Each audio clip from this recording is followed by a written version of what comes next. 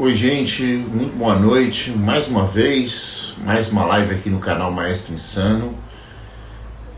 Muito prazer estar aqui de novo com vocês. Todas as terças às 20 horas nós temos esse encontro. Muito bem.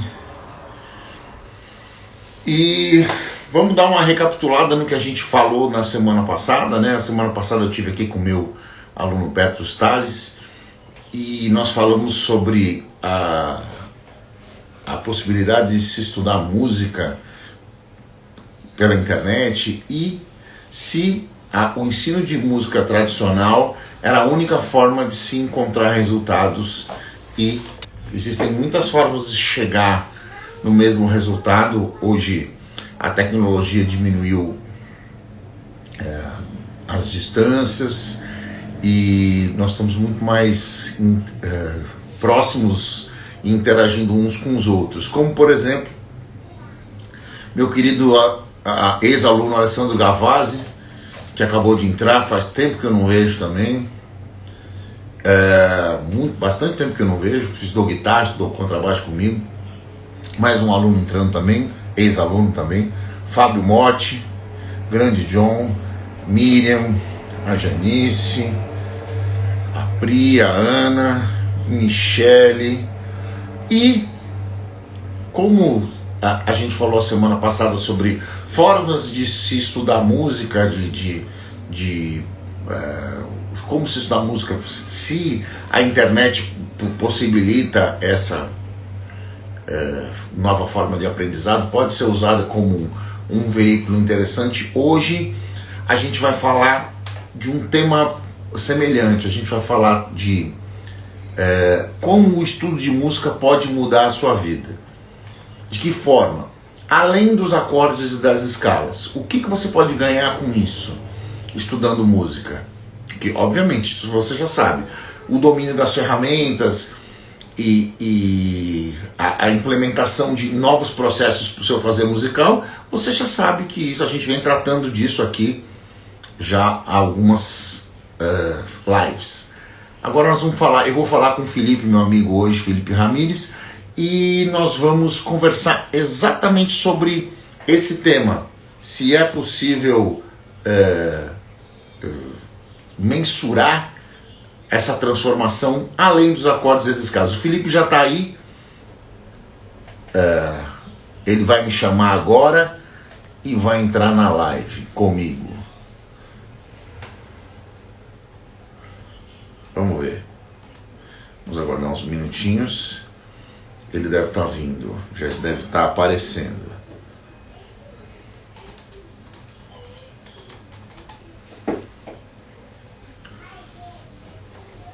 Muito bem. O Felipe já solicitou. Vamos aguardar a máquina permitir a sua entrada. Olha ele aí. Fala, mestre. Tudo bem, Léo? E aí, beleza? Tá com a barba, hein, velho? Pandemia. Quarentenou mesmo, pesado, né? Ó. Na verdade, é uma tentativa de ter um pouco mais de autoridade com meu filho para ele poder estudar em casa pelo computador. Entendi. Bom, antes em você do que nele, né? A barba. Ainda não dá, ele só tem 4 anos e meio. Ainda não dá. Só se for aquelas barbas de colar, né? É isso. Vou pegar uma canetinha e pintar ele inteiro.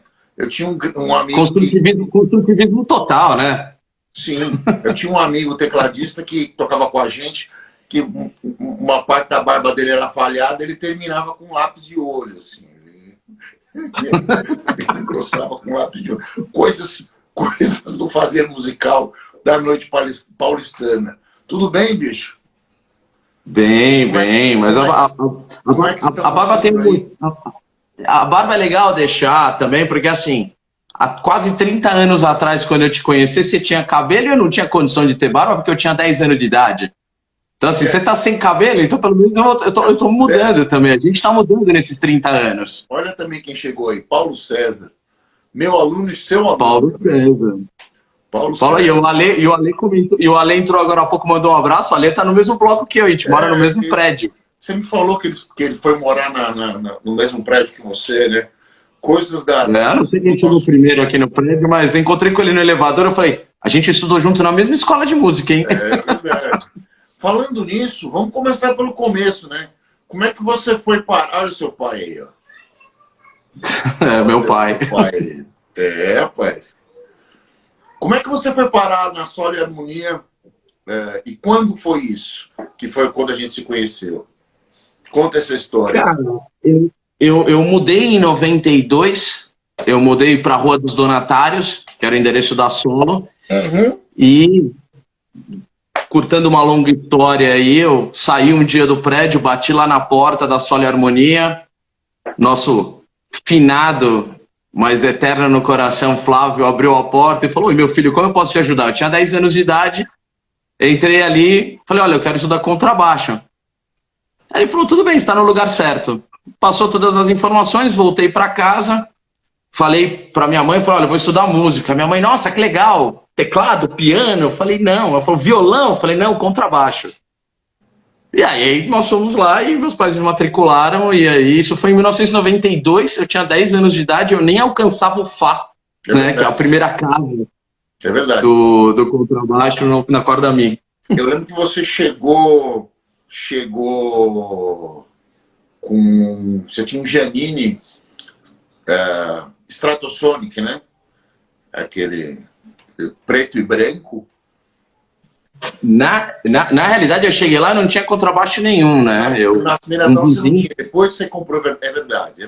Depois você comprou. O vizinho também da Donatários, o Douglas, tinha comprado uma guitarra, e eu já ouvia, a MTV fez com que eu criasse um pouco do meu gosto musical, então ouvia muito o que estava rolando naquele período de 90 a 92 em MTV, gostava muito de Green Day, que estava em evidência por causa do Duke. Claro. E aí eu tinha uma distinção dos instrumentos, ele falou, cara, comprei uma guitarra, o vizinho tem um contrabaixo, pega esse contrabaixo e vem cá que eu vou te ensinar a tocar 2 musiquinhas. Então ele me ensinou ali o riffzinho do Another Brick in the Wall e Bloody Sunday do U2.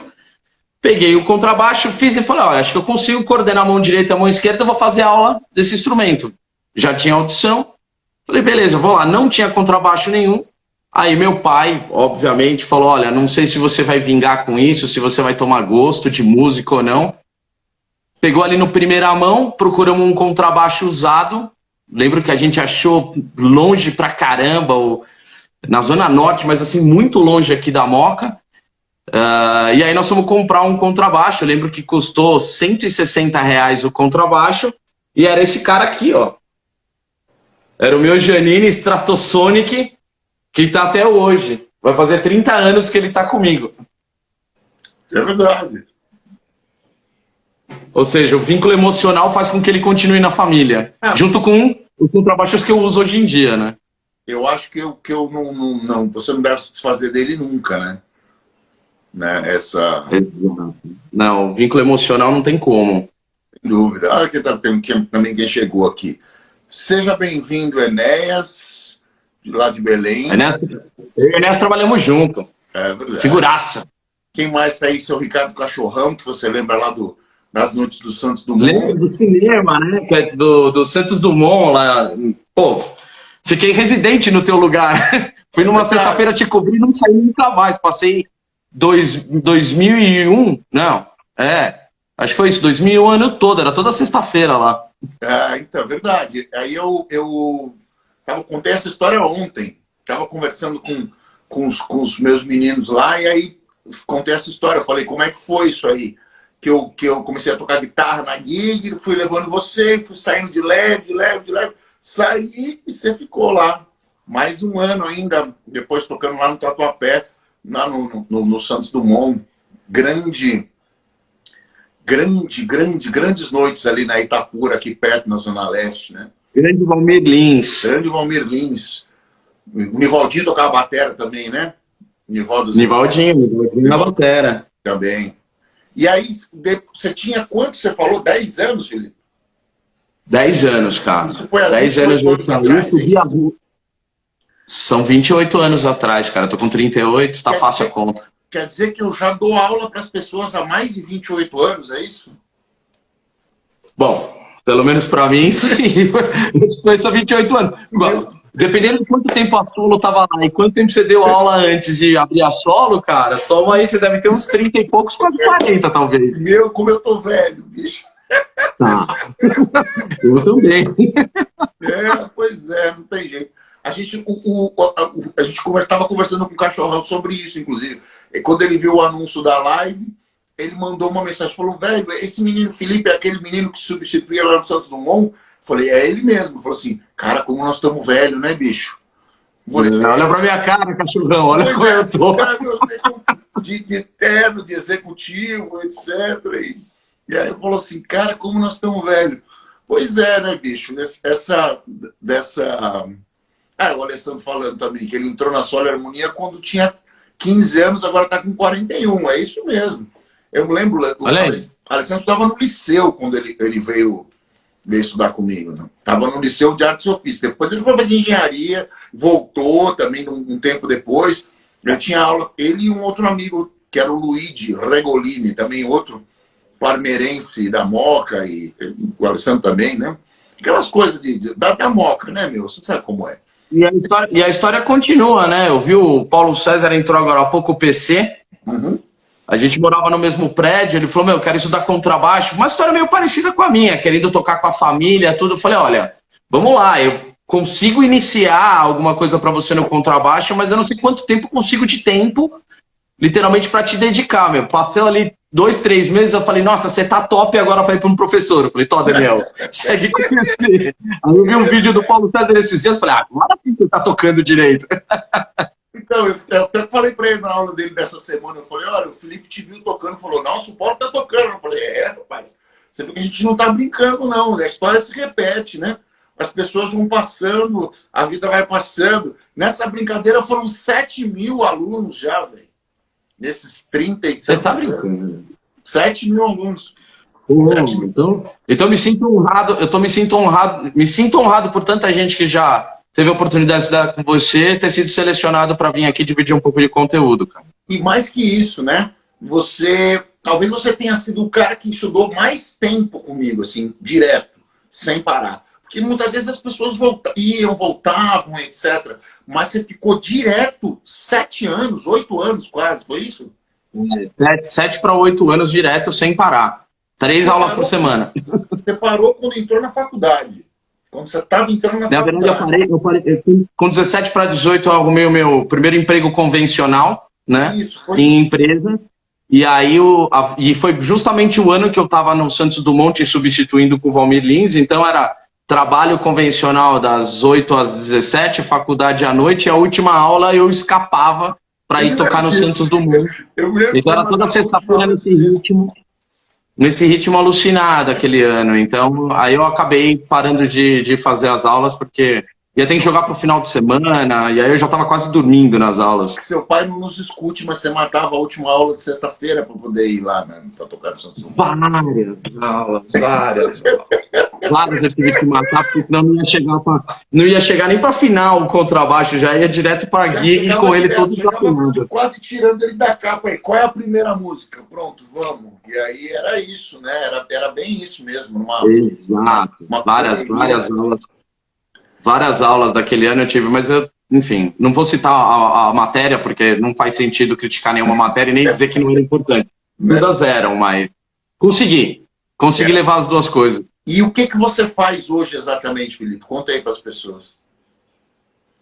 Bom, hoje eu estou, né? Eu não costumo dizer que eu sou, eu costumo dizer que eu estou, né? Hoje eu estou na Open English, eu sou gerente nacional da área comercial, responsável pelos programas corporativos, né?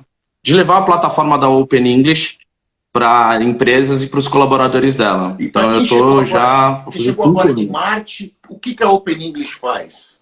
O cara caiu agora da estratosfera. A Open English é uma plataforma americana, de ensino de inglês online. Na verdade, o grupo tem várias plataformas em toda a América Latina, mas a mais famosa no Brasil, vamos dizer assim, é a Open English, que a gente vincula diariamente, praticamente, comerciais na TV a cabo. justamente para ensinar inglês online numa experiência de imersão com professores nativos americanos. Você sabe quem fez a primeira trilha do primeiro comercial do Open English? Foi um amigo meu de sala de faculdade. Não sei se eu já te contei isso. O Jonas Tati. Acho que eu não contei para vocês, não comentei. Eu não sabia dessa. O cara é meu colega de sala na faculdade. Ele é filho do Luiz Tati, sobrinho do Paulo Tati, do Rumo e do Palavra Cantada, que é aquele do violão de óculos. Sim, eu Tati. Então, sim, eu tenho filho, cara. Eu sei bem o que é. Quem tem filho até 5 anos sabe quem é o Paulo Tati. Esse cara, eu tenho certeza. Porque é impressionante. Reconhece a voz do Jairzinho de novo, a nossa geração isso, reconhece para ouvir o Mundo Bita. O Tiqueque, o Palavra Cantada, quem mais? O Pacaraca, todos esses caras, todo mundo conhece. Tem criança pequena em casa, sabe do que se trata. Eu tenho uma filha de 3, você tem um filho de 4. Obviamente, a gente fica parte do dia escutando essas músicas. E algumas são muito boas, viu? Não é tudo que é super sensacional, mas tem umas músicas que são realmente sensacionais. Você escuta e fala assim... Não, cara, se parar para prestar atenção na trilha da Galinha Pintadinha, a trilha é legal. A harmona, a composição feita em cima do cancioneiro é bem legal, a harmona. E eu já me peguei, tipo, o Eric saiu da sala, ficou na TV e eu sentado na sala sozinho olhando, sem ele. Atenção, fala, essa cor que legal, né? Muito bem. Felipe, sendo prático e direto, a grande pergunta, a grande questão, você começou a estudar comigo, você tinha 10 anos. Você estudou comigo até os 18, por aí, mais ou menos. Até você entrar na faculdade. Nesses 8 anos, nós pegamos o final do seu ensino fundamental, do Fundo 2, e o ensino médio inteiro. É uma época de grandes transformações para todas as pessoas, especialmente para os meninos. No que exatamente estudar música fez diferença na sua vida? O que exatamente? Você pode ser amplo, sucinto. Eu fui entender depois de muito mais velho. Tá? Eu fui entender, demorou muito tempo para eu entender isso, para eu enxergar isso, até numa conversa entre nós dois, há, sei lá, alguns anos atrás, que eu comentei isso com você. Eu acho que a principal... Quando você saiu... Foi! Quando você saiu da outra empresa, antes de ir para o Open English... Quando eu saí da FedEx, a gente marcou um dia de almoçar. Isso, a gente conseguiu almoçando aquele dia. Eu vou aproveitar, vou ver alguém que eu sei que em horário disponível tem um pouco, em horário útil tem um pouco de disponibilidade. E aí entre uma aula e outra a gente foi comer um hambúrguer. É isso. Sim, foi bem naquele dia que eu comentei contigo. Cara, a primeira coisa que eu digo para todo mundo sobre o estudo de música, o estudo da teoria musical, que foi muito importante para mim, foi a questão da disciplina. Tá? E hoje, coincidentemente, vendendo educação, deixa eu só interromper que o José Luiz escreveu aqui um monte já, meu vizinho também, grande palestrino. Um abraço, Zé. Já gostei dele de cara. Palestrino, não, absurdo, palestrino ao extremo. Então tá mandado aí o teu beijo, Zé. E aí o que acontece? O primeiro ponto para mim era disciplina, e hoje falando de educação, falando de estudo de uma segunda língua, vem tudo à tona para mim no dia a dia das conversas comerciais que eu tenho. Por quê? Primeiro que você pega um instrumento e você precisa ter a repetição e a prática, a disciplina de se dedicar naquilo. Então quando você, enfim, toma gosto, entende o valor que aquilo está tendo para você, mesmo não de uma forma tão clara como eu vejo hoje, você cria a sua rotina de estudo, cria a sua rotina de prática, e isso se torna uma disciplina. Para o mundo corporativo, isso veio comigo de uma forma natural e eu nunca tinha percebido. Que era justamente, me dá um projeto, me dá um prazo e eu vou trabalhar. Eu vou entregar, eu vou alcançar esse objetivo. E estou falando tranquilamente aí de 10 anos pelo menos para cá, eu trabalho na área comercial, que tem meta, o tempo todo, trabalhar a resiliência de você não chegar, e tudo aquilo é uma mistura de sentimentos de algo que você quer alcançar o teu objetivo. Você pegar um instrumento, você pegar uma escala e começar a fazer a sua escalinha devagarzinho, e aos poucos você começar a aumentar a velocidade, vai aumentando, é justamente a disciplina de você manter a sua prática, a sua repetição. Então, para mim, esse é o principal. Mas é o que funciona para todo mundo, é a questão da disciplina no estudo. E funciona para tudo. Você pode não ser bom de matemática, você pode ser um cara de humanas, nem tanto de exatas. Cara, minha recomendação para você é estuda mais exatas, porque o outro você vai curtir. Já tá na tua vibe, já tá na tua essência. Então, estuda aquilo que você não se sente bem para você alcançar o seu objetivo satisfatório. Então, o principal para mim é disciplina, cara. Tem outras coisas também, óbvio. Com educação musical, a gente pensa exatamente da mesma forma, né?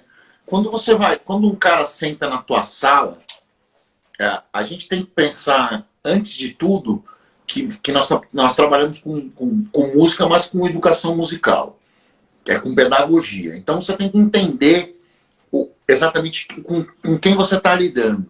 E uma das vantagens que a gente tem quando pega um cara pré-adolescente ou adolescente ali, naquela fase, né?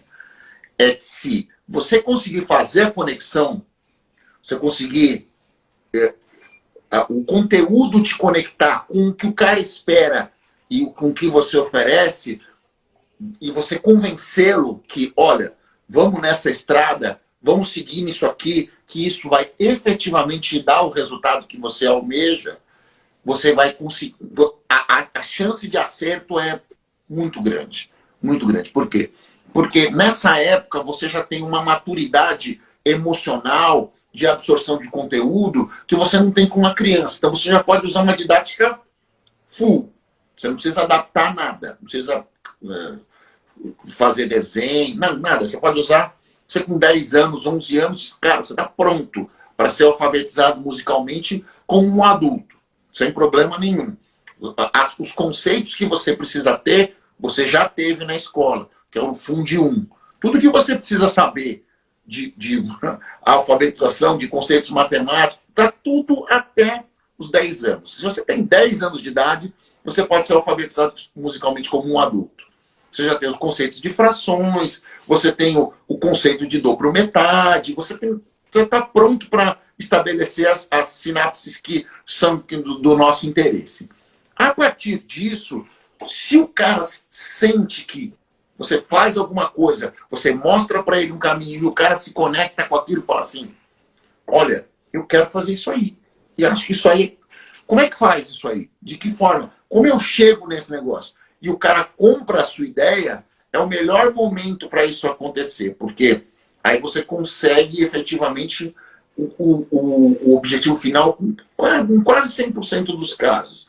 Porque qualquer processo didático, e não diferente com o processo de didática musical, você precisa, é um espelho, você precisa ter resposta. Por mais que você seja um bom professor, você ofereça conteúdo, você vai cebando, vai levando, gamificando, que é um termo que é novo agora, mas você sabe que a gente já fazia isso já, sem saber que tinha esse nome, mas você vai, enfim, tornando o conteúdo mais interessante. Se o cara não comprar a ideia, game over. Acabou ali. E uma coisa que a gente tinha nos anos 90 eram aquelas revistinhas de cifra que eram sempre complexas para o ensino. Eu tô até falando um pouquinho na parte didática também, porque você me deu a oportunidade até de dar aula na Solo e Harmonia também, né? Depois, no final... O grande desafio... Depois de uns 6 anos, você já tinha seus alunos lá. Eu já tinha ali 16, 17 anos, eu já estava com alguns alunos lá na Solo. É mais ou menos a mesma idade com que eu comecei a dar aula. Você vê. Entendeu a relação? Entendi. E o grande desafio ali, naquela época que tinham as revistinhas de cifra, era que o aluno já chegava com a intenção de tocar. E tinha toda uma metodologia, você tinha toda uma pedagogia aplicada para equilibrar o anseio dele de sair tocando, porque ele não ia sair tocando YYZ do Rush naquele momento, e ele tinha que ter ali os toques, o equilíbrio, o balanço das duas mãos e tudo isso ia levando. Esse desafio dos anos 90 hoje deve estar 10 vezes pior, por conta da velocidade de informação que a gente tem na internet. Então, o aluno hoje, ele talvez chegue, não estou mais dando aula, né? Mas o PC foi o último e acho que faz uns 3 anos Então, o aluno chega com muito mais anseio de tocar música, porque ele tem muito mais acesso à informação, e o cuidado tem que ser não pular, né? Não pular essas fases de entender, e essa pedagogia que você citou, ela é fundamental para cada coisa ter o seu tempo. Exato. Uma das principais características que a gente tinha naquela época é que você tinha muitos espelhos, né? Você, por exemplo, você ligava a TV, você tinha um canal de música, a TV a cabo ainda não estava assim, totalmente sedimentada. Aqui na Moca já tinha TV a cabo, mas não era em todos os lugares. Tanto que você sempre cita isso, que quando você ia lá ter aula... Exatamente o que eu ia falar do seu pai. Meu pai te dava o controle da multicanal ainda, que é multicanal. A avó da NET, né? E dava o controle da música. Fica, assiste o que você quiser aí. E aí ficava ali naquele processo, né? Você tinha essa história. Então, você tinha um canal de música que era MTV e passando música o dia inteiro, passando clipe o dia inteiro, dando referências do pop internacional, do rock internacional, o tempo todo. A gente tinha acabado de vir de 2 ondas, dos 2 primeiros Rock in Rios. Aconteceu logo ali depois do fenômeno dos Mamonas Assassinas. Logo depois do fenômeno dos Mamonas Assassinas, aconteceu o Banguela Records, que aí veio toda aquela galera dos anos 2000, que era o Raimundos, o Skank, logo depois o Charlie Brown Jr., etc, etc. Então você tinha um monte de coisa acontecendo nesta linha desde 85, que é um pouquinho antes de quando você começou. Aí você tem a segunda onda, que você é filho da segunda onda, que é o Rock in Rio 2. Né? Aquela coisa toda. O Rock in Rio 2 leva de novo... 92? Não foi o Rock in Rio 2? 91. 91. Janeiro de 91. E aí você tem aquela... De novo, o mercado se retroalimenta. Ainda não existiam coisas como a internet, como o MP3, assim, era tudo ficção científica. Então o aprendizado vinha dessas fontes mesmo. Você tinha as revistinhas da banca, né? Que era a principal maneira de você conseguir montar um repertório para quem não tinha o background de conseguir chegar, não fazer musical só ouvindo o disco ou o CD, né? Para quem já... Aí, 90, 91, 92, já existia CD. Nem todo mundo tinha também. E muita gente ainda estava na geração vinílica. Mas muita gente já tinha o CD, já tinha esse registro. Então, quem não conseguia chegar nisso ia para as revistinhas. As revistinhas nem sempre vinham muito certas e tal. Depois de um tempo chegou a internet. E aí a coisa... O conhecimento se popularizou, né? Você abre o leque de possibilidades. Meu primeiro MP3 que eu consegui baixar numa discagem dial-up foi o teu irmão, Grande Cuco, que me ensinou que eu tinha que baixar o Winamp para poder baixar um MP3. E deixou uma madrugada inteira para baixar uma música. Mas eu vim da geração de 85, porque a minha irmã é 5 anos mais velha que eu, e a minha irmã vinha ouvindo. Então eu ali, 90, 92, com 8, 10 anos, eu tinha uma irmã adolescente que estava ouvindo Duran Duran, estava ouvindo Depeche, estava ouvindo Joy Division, LPzão do rádio pirata da RPM eu tinha em casa. Então, assim, tudo isso eu estava ouvindo. A MTV veio, juntou aquela coisa para eu poder criar um pouco mais da minha identidade, as coisas que eu queria ouvir, mas eu já vinha com uma influência de 80 por conta da minha irmã muito forte. Óbvio que tinham coisas que a minha irmã gostava, que não cabe aqui julgar se é bom ou ruim, toda música é boa. Depende de você encontrar qual que é a sua e curtir ela, sem moderação, mas ela ouvia coisas que não me agradavam muito, mas em grande maioria que minha irmã via, o Roxette, toco até hoje. A gente tem uma história dessa música, não tem? Tem uma história com essa... Namoradinha de colégio, que eu queria tocar, era... Eu não lembro. Alguma coisa assim, você achava que era, até hoje você fala que era Listen to Your Heart. Não é essa música, era outra. Até hoje você confunde um pouco as músicas. Mas eu lembro que tinha uma história desse eu não lembro qual era a música, mas eu tinha uma história. Tinha. Mas e aí assim, eu tinha todas essas influências, tinha que juntar isso e ainda com o meu vizinho, que já ouvia Rush, já ouvia Floyd, pô, fui juntando tudo aquilo e fui me desenvolvendo e fui aprendendo também outras músicas. Você que vem do Kiss, da essência do Gene Simons, que te fez tocar baixo também, comecei a ouvir Kiss. Então a minha influência era um pouco mais lenta do que é da molecada hoje em dia, que tem muito mais acesso à informação, que ao mesmo tempo não dá pra deve ter um pouco mais de paciência, ao invés de sair tocando e ter toda essa resiliência de estudar. A verdade é o seguinte, a maneira com que a informação chega hoje pode ser adaptada à nova realidade, né? Como a gente, na era da informação, a velocidade é que muda, o conteúdo foi sempre o mesmo, que muda é a velocidade, né? A tendência é que as pessoas queiram aprender mais rápido, entendeu? O ensino tradicional, ele perde em relação ao ensino criado agora, por exemplo, o EAD, ou as aulas assíncronas, ou enfim, qualquer tipo de conteúdo estático que chega para você através da internet. Você tem mil vantagens a respeito disso. A comodidade de você não precisar se deslocar, de fazer isso dentro da sua conveniência, no horário que você quiser, do jeito que você quiser, a hora que você quiser, isso cria um ambiente de facilitador que a gente não tinha na nossa época. Eu não tinha na minha, nem você tinha na sua. Você era obrigado a botar o tênis, pendurar o baixo nas costas, atravessar a rua, atravessar outra rua e chegar na escola. Né? Você tinha que atravessar duas ruas. Mas pra mim era cômodo, né? Eram duas ruas para eu chegar na sola. Duas ruas. Pra mim era fácil. O seu caso, especificamente, é um caso muito diferente nesse sentido. Você era vizinho da escola. E por uma conjuntura de fatores, você acabou aparecendo na minha sala.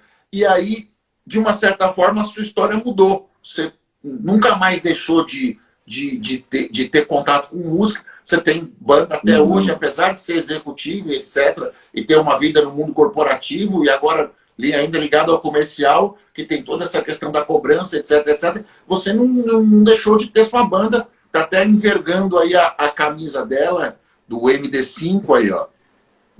O Ricardo apareceu agora há pouco, o Ricardo Barbosa, que é o Guita. Apareceu, nossa, camiseta legal, que banda é essa? Falei, ó, para deixar claro, Ricardo, MD5, _ melhor G5 é o nosso Instagram, sigam. Sim, a gente já está assim, há quase 4 anos praticamente junto, 3 anos e meio, 4 anos.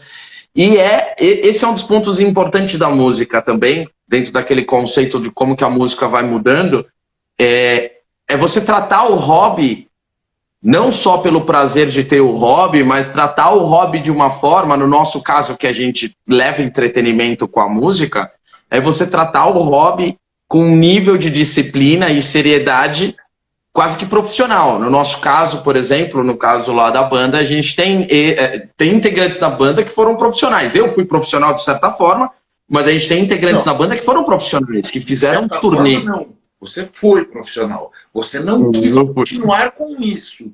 Mas você foi. Você recebia para isso. Eu te coloquei lá, que você começou. E esse foi só um caso, né?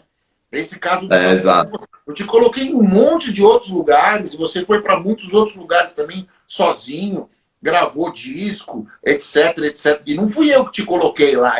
Na época da faculdade, você gravou lá o disco com os meninos da tua sala. Eu não tinha nada a ver com essa história. Você foi lá, ainda leu as coisas que os caras escreveram. Então, quer dizer, tem uma coisa da gente criar uma independência, né?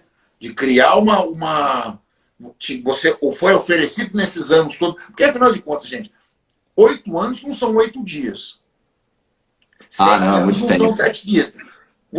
Te foi oferecido um ferramental que você consegue fazer música de qualquer forma, ou conseguia. Não sei se você consegue hoje, mas quando você saiu da minha sala no seu penúltimo dia ou no último dia de aula, você conseguia pegar uma cifra e criar uma linha para qualquer estilo, você conseguia pegar um disco, isso ainda consegue. Conseguia pegar um disco, um vídeo ou um CD e tirar a música, tirar o que tivesse ali dentro. Ou você conseguia, por exemplo, se eu te desse a partitura, você ia conseguir ler, você tinha boa leitura, etc, etc. Então, as ferramentas que te foram oferecidas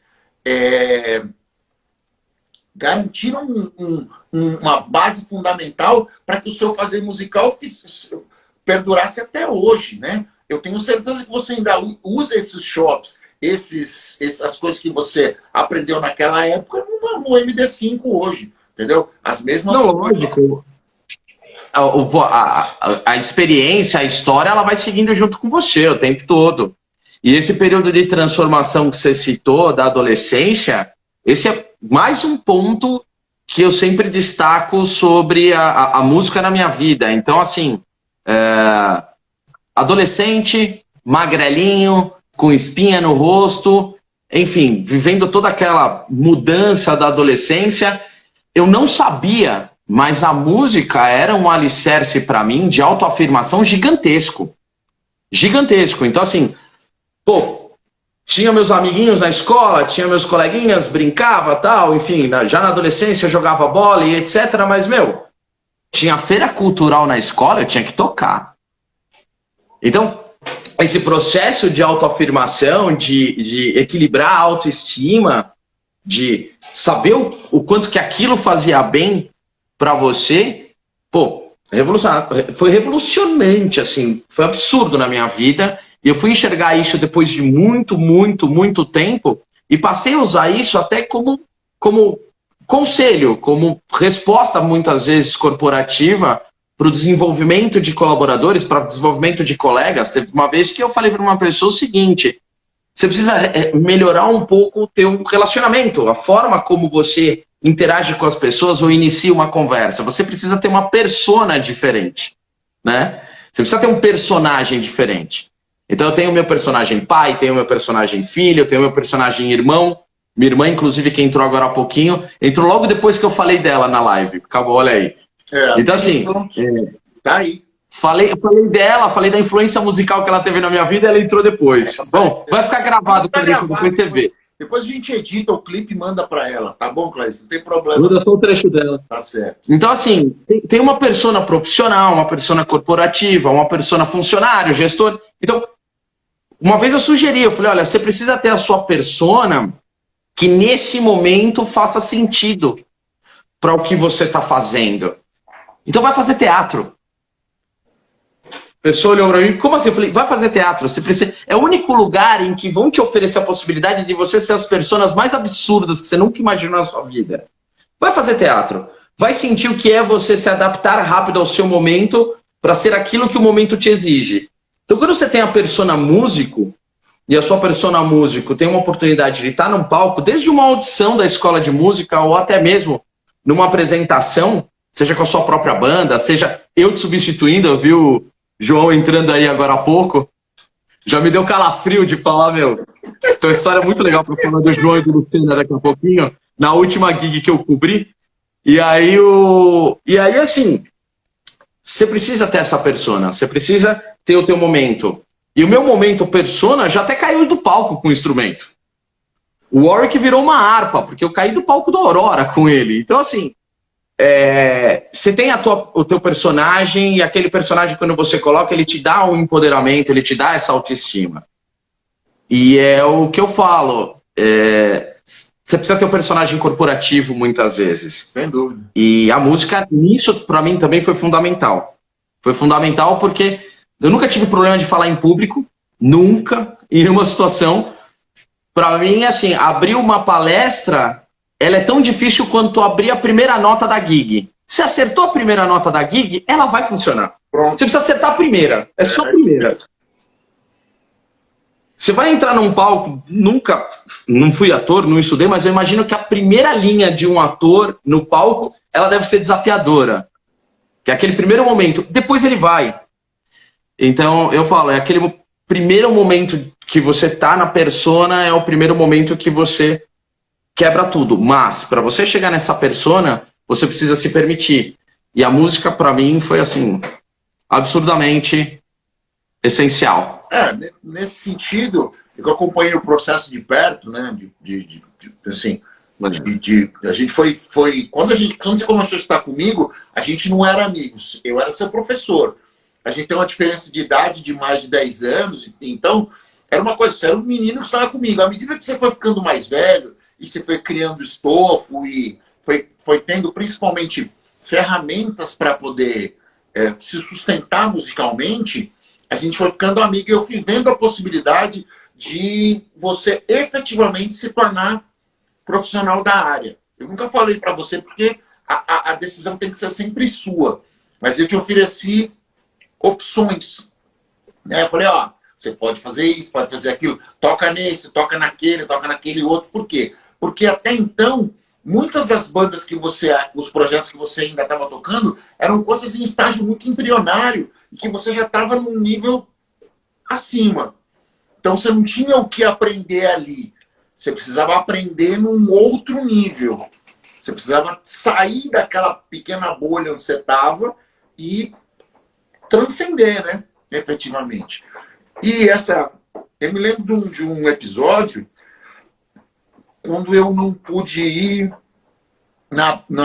acho que no Cheio de Mania, que era no Terra Brasil. No Terra Brasil, isso. Nos anos 2000, isso. Nossa, aquela foi tensa. Aquela foi tensa. Já era nos anos 2000, isso, eu acho. Já era nos anos 2000. Não, era... Cara, era 98, 99, sabe por quê? Fim dos 90, começo dos 2000. Exato. Por aí. Exato, porque é o seguinte, na escola um colega me chamou e falou assim, olha, um cara que estuda inglês comigo tem um grupo de samba, pagode, tava em alto, Soweto, todos os pagodes. E ele quer montar uma banda, ele quer montar a parte de trás da harmonia, você toca samba? Eu falei, cara, tô estudando. Pô, a gente tava vendo samba em tapping do Arismar Espírito Santo, lembra? Lembro. Fazendo tapping. Lembro. E aí eu falei, cara, eu tô estudando tapping, eu tô estudando samba, mas de uma outra perspectiva, mas vamos embora. E aí ele me chamou pra ir lá, Parque São Lucas, meu pai me levou na época, né, eu ainda não tinha nem carro, meu pai me levou, sentei lá com um Meteoro, que pesava mais do que meu filho, sentei com o baixão em cima e comecei a tocar. Isso ainda tinha um Samick de 5 cordas. E aí eu comecei a tocar, eu vi que tava virando um belo dia, alguém bateu lá na tua porta, seus contatos, produtora, querendo contratar você para fazer harmonia num grupo de samba. E você tava fazendo, só que calhou uma gig, não foi? Eu fazia, mas como eu fazia, naquela época eu fazia um monte de coisa, sempre dava um cruzamento de agenda, né? Eu não conseguia dar conta de tudo. Aí, acho que era uma sexta-feira, ou não, era sexta-feira, porque eu não queria te pôr na terça-feira, a gente tava terça e sexta lá, mas eu não ia te pôr na terça-feira, eu pus na sexta. Era sexta-feira, 3 horas da manhã. Meu pai ia te matar numa terça, se colocasse uma gig pra mim descobrir numa terça. Seu pai ia tacar fogo na escola, mas eu te coloquei na sexta-feira. E a gente entrava na última entrada da sexta-feira, era 3h30 da manhã, a gente começava, né?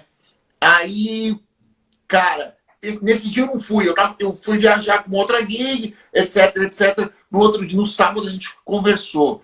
E o que aconteceu esse dia que foi a reviravolta?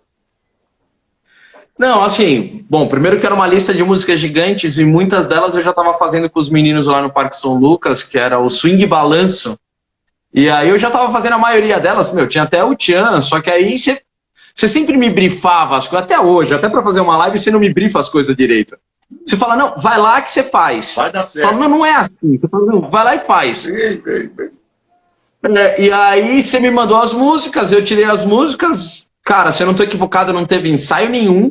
Chegou lá na hora, pô, a banda tinha 3 metais, 4 bailarinos, eu ocupei um cantinho ali no palco, só que aí eu tive um probleminha lá, acabou, a gig foi sensacional, foi muito bom, o som foi muito legal, uma baita produção da casa, só que aí quando acabou o som, a produtora me pediu a minha carteira da Ordem dos Músicos e eu não tinha, e aí eu acabei indo embora um pouco mais cedo. Mas você não era só você que não tinha, um monte de gente que não tinha. A maioria dos caras da gig não tinha. Os percussionistas, deu uma confusão isso aí, que naquela época eles ainda paravam gig no meio, etc. Hoje já não pode mais fazer isso, essa lei caiu, etc. Mas naquela época tinha essa história, o cara cortava som de microfone. E aí foi mais uma experiência, né? Mais uma, já aprendeu ali na marra naquele dia. Eu saí de lá e fui fazer minha prova da ordem para tirar. O Daniel Trincone até comentou agora. O Daniel era aquele vocalista da banda de 16 anos que chegou aí no estúdio lá no Ipiranga, a gente tocar. Era tudo molecada de 16, 17 anos. Aquela banda era boa pra gente ter 16, 17 anos. A gente era invocado. Não era o Renatinho que tocava? O Renatinho era o guitarra. O Renatinho vai ter uma session com você também? Renatinho é semana que vem. Renatinho é terça que vem? Semana que vem. Ó, Daniel Trincone, terça que vem é o Renatinho que vai estar aqui com o Daniel Lima. E aí era o Renatinho, pô, tinha o Paulo Ceral, que hoje também vive de música, um baita profissional. Tinha esse amigo lá da escola, e que curioso, o tecladista era o Vinícius Nisi, que hoje ele é desde a fundação da banda mais bonita da cidade. Eu sei. Você lembra aquele viral? Essa é a última oração. O tecladista é o Vinícius Nisi, cara. Ele tocou com o Trincone, comigo, e foi o Daniel que me avisou, quando já estava estourando na TV o viral, no YouTube. Mas ele já estava até no Fantástico, tendo matéria do viral. O Daniel que me avisou, ele falou, a gente chamava ele de Kokimoto por causa do Carrossel. Mas assim, vamos chamar ele de Vinícius Nisi, porque ele é um profissional da música hoje. Eu me lembro desse. Falou assim, cara, um coque. Falei, que coque? Vamos chamar ele de Vinícius Nisi, né, meu? O cara é profissional. Eu lembro você chamando o cara de coque. É isso mesmo. Era coque. Era por causa do Carrossel, da primeira versão do Carrossel. E o Vinícius, ele estudava com o Renatinho. Então dá até pro Renatinho falar do Vinícius também semana que vem. Eles estavam, acho que, junto com o Spiritati. Maravilha. Só que aí depois dessa gig, teve outra que aconteceu de samba, que era o segundo puxador da X9, bateu lá na porta da escola e queria batera, teclado e baixo. Só que você estava fazendo árabe nessa época. Eu tava tocando Tava fazendo com árabe, ia conflitar, e você falou, você tá com 7, vai você. E aí eu toquei com o Serjão e com o teu irmão. Com o meu irmão, né? Meu irmão tocou batera também, né? Com vocês. E de lá nós estamos pro KVA. Forrozão que seu irmão foi tocar. Mas aí ele foi tocar guitarra, né? Ele tocou samba. Foi, e não, era batera. No KVA eu não lembro agora o que ele tocava. Ele tocava guitarra, no KVA ele tocava guitarra. Ele ficou mas foi bom. Foi top, porque teu pai que levou a gente, então eu... E meu pai é sempre, né? Que meu pai fez... O que aconteceu? Como é que o senhor Flávio... Qual foi a vida do senhor Flávio? Quando eu comecei a tocar na noite, eu não dirigia. Eu era menor de idade e tal. Então, o seu Flávio ia junto comigo. Então, lá, dirigindo o carro, carregando o equipamento, ajudando no que ele podia, de olho o tempo inteiro, para ver se não dava nenhuma alteração. Então, sempre pá, né? Daquele jeito dele, né? Que parecia que ele não estava vendo nada, mas ele estava vendo tudo. Cara na dele, mas ele estava vendo tudo. E aí, quando eu veio maior de idade, tirei carta, etc., comprei carro, fui fazer minhas gigs sozinho, meu pai falou, bom, beleza, né? Acho que eu vou descansar agora. Só que não, meu irmão, que é 6 anos mais novo que eu, começou a tocar ele na noite. Aí já foi seu Flávio de novo, com o carro outra vez, tudo de novo, quer dizer, passou toda a mesma história. E aí, numa dessas, você entrou, né? Que eles foram fazer. Foi na quadra da X9, inclusive, não foi? A gig? Foi, chamava Priscila Rainha da X9, era uma festa, de drag queens, cara. Puta festa legal, engraçada, a galera curtindo muito, e a gente tocou. E falando do Serjão, você comentou agora há pouco que eu era um dos alunos que você, enfim, enxergava que poderia se tornar profissional. A gente nunca tinha falado sobre isso, mas um dia eu fui ensaiar sem querer no estúdio do Serjão. Eu nem sabia que era dele. E o Serjão tava botando os cabos no estúdio, olhou pra minha cara, olhei pra ele, na hora a gente se bateu e o Serjão falou, pô, que legal que você ainda toca, o Daniel apostava muito em você, que você ia seguir na música, legal saber que você ainda tá aqui. E eu falei, agora é mais com hobby mesmo, enfim, trazendo os ensinamentos da música, para o ambiente corporativo e tudo mais, só que ensaiando semanalmente, né? Porque é aquele momento da persona. É o meu personagem mais legal. Meu personagem mais legal é o músico, então... Você não precisa vender essa pra mim. Esse eu comprei há 40 anos atrás. Quando eu tive o meu momento de bifurcação, como você teve, eu virei à esquerda, você virou à direita. Isso acontece com todo mundo. Só que uma coisa precisa ser dita, né? Você tocou num ponto bem interessante. Você pode fazer isso como hobby, como você faz, mas fazer isso direito. Fazer isso com propriedade, né? Fazer isso de uma forma profissional, na mais plena tradução do termo, que é como vocês fazem. Vocês trabalham no que a gente chama de gray area, né? Não é nem no preto, nem no branco. Não é nem amador, nem profissional. Você fica no meio ali, na parte cinza do negócio. Então, fazem gigs profissionais, são remunerados por isso, fazem e trabalham com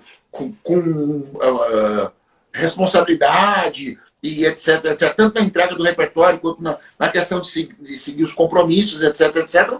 Mas não tem isso como primeira fonte de renda.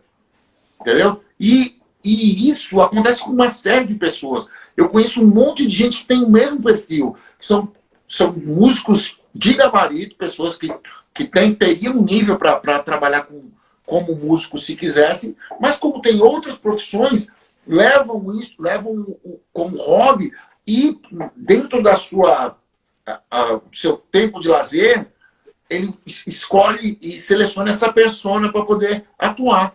O cara, na hora de que ele está fazendo, enfim, em vez de o cara jogar futebol, ou ir ao cinema, ou seja lá fazer o quê, o cara pega e vai ensaiar com a banda. Por exemplo, vocês ensaiam de terça-feira, que eu sei. Hoje não, especificamente, que você está aqui, mas você estaria no estúdio ensaiando com os caras.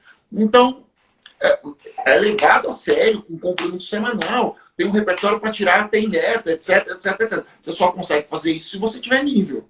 Se você não tiver, nem isso você vai conseguir. Entendeu? E esse foi um grande problema meu em quase todas as bandas que eu participei. Porque eu exigia muito disso. Eu exigia muito das bandas que as músicas fossem tiradas. Se é para fazer uma versão, beleza, mas se é para fazer igual, é igual. Então, eu sempre cobrei muito todo mundo, sempre sofri muito por cobrar todo mundo e acabei perdendo muitos amigos na música por cobrá-los demais. Entendeu? Então, hoje a gente tem uma sintonia muito melhor. Eu até brinco que essa parte de cobrar, toda essa disciplina e esse rigor é mais do Ricardo, que está aí na live, que ele é o cara mais rígido com essa questão, e eu acabo ficando com uma parte um pouco mais lúdica de montar setlist, enfim, de chegar lá na hora. E eu até talvez seja hoje o que erra mais na banda. Por incrível que pareça, eu dou as minhas rateadas, porque às vezes você acaba deixando para tirar uma música em cima da hora, mas eu sou aquele cara que tem setlist novo para tocar no próximo ensaio. Acabou a live, eu vou pôr o fone de ouvido. E vou começar a tocar as músicas, porque eu não vou poder dormir se eu não passar o setlist inteiro hoje, entendeu? Onde tem esse link. O caminho é esse. Não tem muitas outras alternativas, né? Você só pode chegar, sentar lá e tocar mesmo, não tem jeito. Eu peguei setlist de 40 músicas para tocar em uma semana e fazia. Eu fiz isso várias vezes com você. Várias vezes. Às vezes eu tinha que ir pra aula e falar, meu, sobrou umas 4, 5 aqui que não deu pra tirar, vamos estudar a música agora. Essas músicas, Fiz várias vezes, porque isso acontecia comigo também, aconteceu várias vezes comigo. Eu entrei numa banda chamada Banda do Laço. Você lembra quando eu entrei na Banda do Laço? Lembro. Eu entrei na Banda Distância alta da terra, cara, você ia tocar. Eu entrei na quarta-feira para começar a tour no sábado. Eram 80 músicas, 80, um baile gigantesco. Se eu tocava, era basicamente country e sertanejo. O sertanejo eu tocava, sei lá, 60%, 70% das músicas sertanejas eu tocava. Os outros 30% não. O country eu não tocava nenhuma. Eu até conhecia uma ou outra, mas era uma coisa assim, muito específica. Era Garth Brooks, Alan Jackson, Shania Twain, né? Essas coisas que não eram do meu métier, assim. Eu não estava enfiado naquilo. Como é que eu resolvi isso? Através da base fundamental, que é a mesma que eu te ofereci. Você tem a condição teórica. Eu tirava, escrevia tudo, pus na pasta, escrevi tudo, notinha por notinha, com todas as convenções, etc, etc, etc, pus tudo, e aí cheguei e fui para gig. Aí fiz o primeiro final de semana, sexta, sábado, domingo. Cheguei na segunda-feira em casa, de volta da viagem, guardei a pasta, beleza. fui viajar, a gente já viajar na quinta. Era quinta, sexta, sábado, domingo, outra semana. Eu esqueci a pasta, cara. Eu esqueci a pasta no segundo final de semana. Eu esqueci na minha casa. Eu já tava no ônibus, me deu um frio na espinha. Eu falei, a pasta, velho. E agora? Aí, bicho, contou 3, 4, saiu tudo. Por quê? Porque já tava na minha cabeça. Mas a pasta era uma questão de segurança, né? A muleta. A muleta. A pasta era a muleta. Tudo bem, Ana? Ana também minha aluna aí, ó. Também mais uma que apareceu. Beijo pra vocês e um beijo para as crianças também. Então legal. Meu filho também está assistindo. Lá na casa do meu pai, na Donatários, meu filho também está assistindo. Meu pai acabou de avisar. Ó, eu vi ele nadando.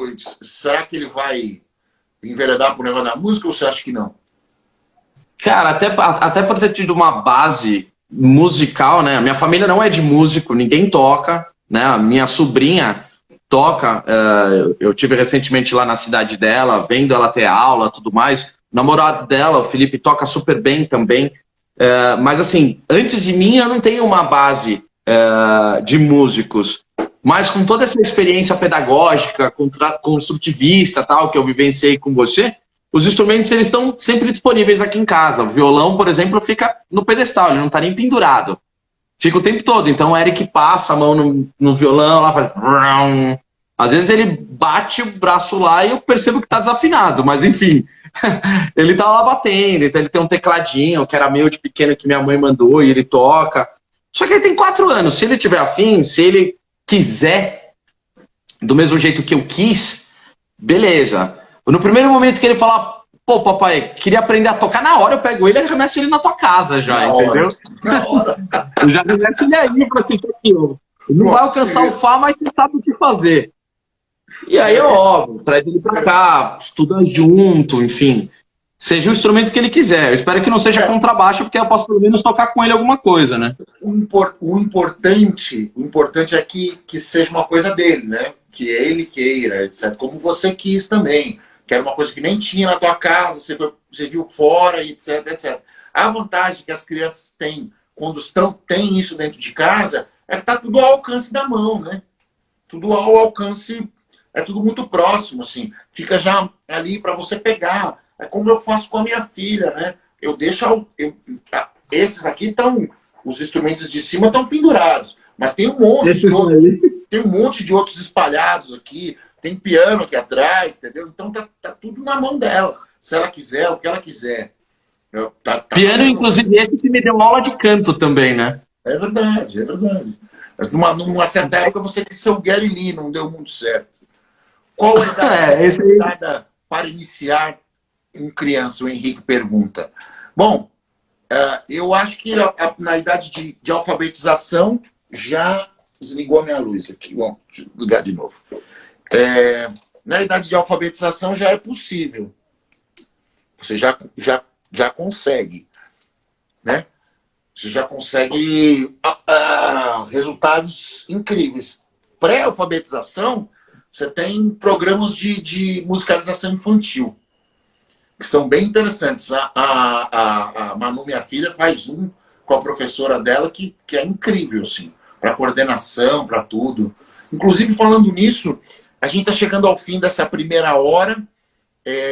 O Instagram vai derrubar a gente em 50 segundos, mas a gente volta. A gente volta para mais uma hora, vai estar só o tempo de fechar, e aí eu abro de novo para a gente continuar batendo esse papo. Eu e o Felipe, que a gente ainda vai lembrar de muita história incrível e etc. É só o tempo de eu sair, salvar a live, botar no GTV e a gente já volta. E aí eu também respondo para o Henrique, eu não sei se ele estava no começo da live, e aí eu falo como é que foi o meu início, Henrique. É uma forma simplificada. Volta aí com a gente que eu já te falo também. Perfeito. A gente já volta. Até já, gente. Ok, estamos de volta. Para você que está vendo essa live gravada depois no IGTV, eu sou o Daniel Lima e esse aqui é o canal Maestro Insano do Instagram.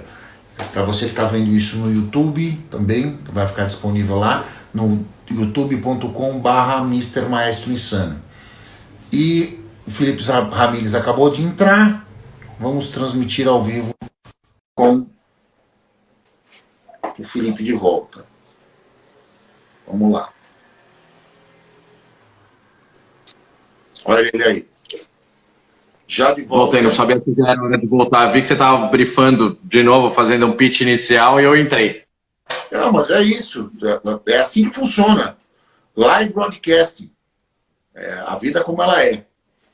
Como tem que ser, né? Mas é isso aí, bicho. Então, você estava falando, a gente estava respondendo a pergunta do Henrique sobre a idade inicial, a idade ideal para se iniciar. Eu não acho que exista uma idade ideal, mas essa É isso que eu ia falar. História, mas a partir de que idade você pode fazer isso? Você começou com 10, conta a sua experiência aí. Não, eu comecei com 10 e eu acho, pelo menos para mim, foi o ideal ter começado aos 10. Só que os programas de musicalização infantil são muito bons. O meu filho também tem.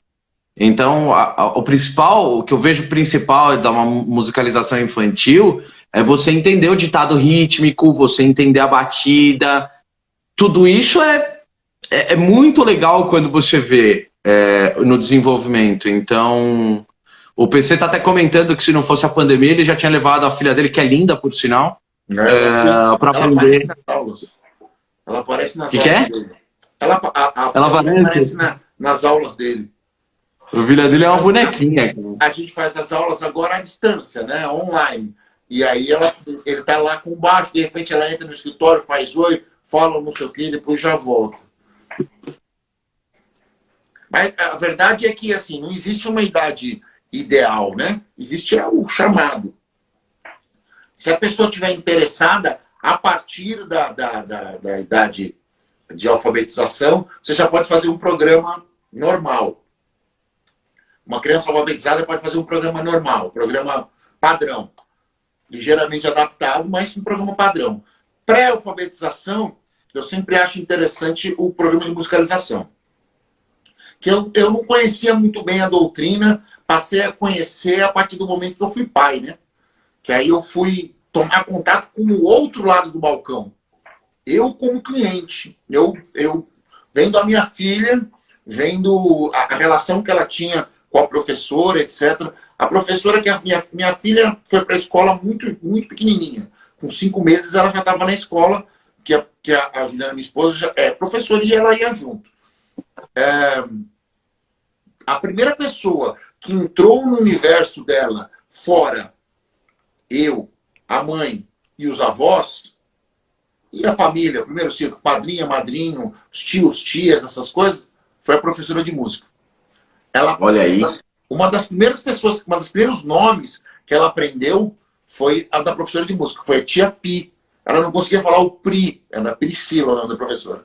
Mas ela criou uma ligação instantânea com aquela professora, até por causa do todo lúdico que envolve essa aula. É menos música, efetivamente, mas mais conhecimento do corpo. Tem essa parte que você falou de conhecimento do ritmo, o conhecimento de fazer isso acompanhando com palmas, cantando, fazendo expressão corporal, etc, etc, etc. Então, todo mundo que tiver filho em idade pré-escolar, eu recomendo muito. Aliás, eu recomendo... Se você tiver condição de deixar um instrumento em casa, à disposição.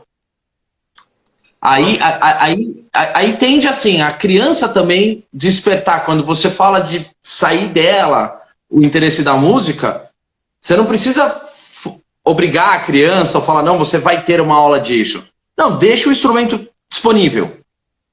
Consegue comprar um violãozinho, se você não tiver um violão e também não tiver um laço afetivo com um instrumento como nós temos, tenha um violão ali. Deixa um violão disponível, um violão de verdade, ou compra um violão mini, né, um menorzinho para criança. Quando ela sentir a vontade de colocar no colo, deixa quebrar corda, cuidado só para não machucar com a corda, né, que machuca quando quebra.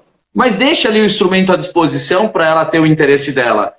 Despertou, deu estalo, aí você está seguro que o momento é certo. É isso mesmo, esse é o ponto. Precisa partir primeiro da própria criança. Agora, cabe aos pais mostrar que isso existe. Deixar isso à disposição. Mostrar, fazer a música, fazer parte da rotina diária da criança. Como ouvinte, entendeu? Cantar as músicas junto, fazer atividades lúdicas que envolvam música. E aí o caminho para se aproximar, se interessar e se apaixonar por um instrumento musical, ele fica abreviado. Ele está mais perto de acontecer. A pessoa tem o interesse já está despertado. A minha filha, por exemplo, ela senta no piano comigo, ela brinca no piano, ela pega o violão, fala, papai, vamos cantar, etc, etc, etc. Mas ainda de uma maneira muito lúdica. Eu não pus o instrumento na mão dela e falei assim, vamos tocar, filha, olha aqui. A digitação é essa, ó. Senta aqui a posição. Não, isso não. Isso aqui é um dó jônio, vamos lá. Né? Não é isso. Não é assim, entendeu? Literalmente eu estou falando grego. Literalmente. Tá falando grego literalmente. Falando modo grego. Modo grego. Falta mais 6 para falar. Então, e aí, se isso parte de uma maneira natural, se parte de uma maneira que é uma vontade da criança, etc, etc, é por aí o caminho. Cabe você como pai ou como mãe indicar o caminho e principalmente levá-la a uma instituição de confiança, né? Um professor de confiança, uma pessoa com que você se identifique com a didática, que tenha efetivamente um plano didático, um programa para poder adotar, que esteja familiarizado a trabalhar com crianças. Isso é bastante importante, assim, porque a didática para a primeira infância é diferente. Ela precisa ser lúdica. É muito legal quando a gente vê no YouTube, ou no Facebook, ou no Instagram, uma criança com 2, 3, 5 anos tocando piano maravilhoso, tocando Liszt, tocando Beethoven, tocando... Fala assim, nossa, que coisa fantástica, etc, etc. Eu vou fazer isso com meu filho. Eu falei assim, não vai. Não vai. Desculpa, querido, você não vai fazer isso com seu filho. Você não vai naquela idade, ele é diferente, aquela criança. Cara, ali é um ponto absurdamente fora da curva. Uma coisa, não é uma...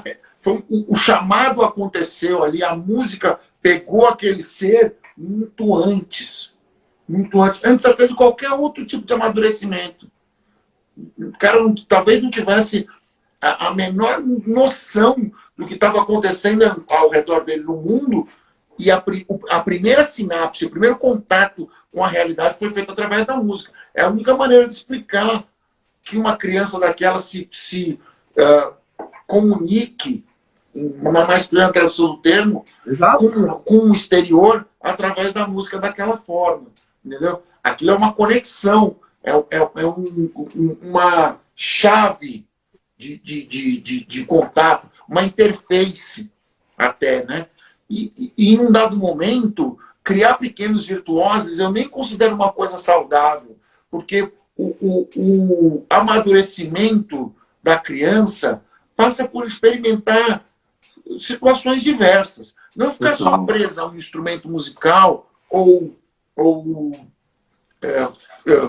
olhando fixamente para isso, entendeu? Se ela tiver vontade de fazer isso, se isso se tornar, se o chamado acontecer, você incentiva. Mas se for o tênis, se for a ginástica rítmica, se for o balé, se for as artes plásticas, tudo bem. O importante é que sejam expostos a diversas formas de arte, porque isso efetivamente faz diferença na sedimentação, não só do conhecimento artístico, mas do conhecimento geral, como a sua própria experiência acabou de dizer na primeira hora da live. Existem coisas que estão além dos acordes da escala, está além da técnica, está além da coordenação motora fina que você aplica no seu instrumento, de todas as sinapses que você tem que fazer para desenvolver o seu fazer musical. Tem coisas que estão além. Tem coisas que vão sedimentar a sua personalidade e isso vai fazer com que você se torne uma pessoa muito mais segura até por fazer essa atividade. Vai ser uma alavanca para te tirar da timidez, quem for tímido, ou para te dar segurança para quem não tiver, para ser uma ferramenta de socialização para quem tiver problema disso. Então, é um win-win situation mesmo. Não tem perda. desde que feito com parcimônia. Eu não considero que você criar uma pressão sobre uma criança em idade pré-escolar para que ele se torne um virtuoso, não acho que isso seja saudável. Né? Eu não acho que seja saudável. Então, você, e o ponto, pode ser um taekwondo, pode ser o que for. Seja lá a atividade que você quiser. O ponto principal para o Henrique é o chamado e deixar à disposição, ter o instrumento à disposição, deixar a criança demonstrar que ela tem esse interesse em conhecer mais. O resto dos benefícios, ele vem com o estudo. Permitir também. É importante isso para o pai, permitir que a criança se desenvolva, que ela estude a música. Porque aí vem esses benefícios adicionais que eu comentei no começo da live, que valeram para mim. Então, a disciplina, criação da persona, a autoestima, a autoconfiança, a questão de falar em público, tudo isso que eu carreguei para o mundo corporativo. Então, mas isso é uma curva de aprendizado gigantesca, que começa onde? No chamado e na criança demonstrar o interesse. Então, Henrique, a gente deu uma resposta mega longa para o Henrique, né? Gigantesca, né? A gente tem esse problema verborrágico, né? Que não mede a quantidade de texto, né? A gente vai simplesmente falando e despejando informações, né? Seja bem-vindo, William. Tamo junto, meu velho. Esse William é um baita profissional, viu? Deixa eu falar. Grande amigo. Maravilha. Bicho, no fim das contas, a experiência de transformação da música, ela opera em multilayers, assim, né? Multilayers, como a gente está chegando a essa conclusão. Ela acontece, obviamente, no seu fazer musical, na forma de você transmitir a sua arte, na forma de você estudar o ferramental todo, né? Estudar harmonia, estudar percepção, estudar técnica do instrumento, estudar estética, conhecer os estilos, montar um repertório, etc, etc, etc.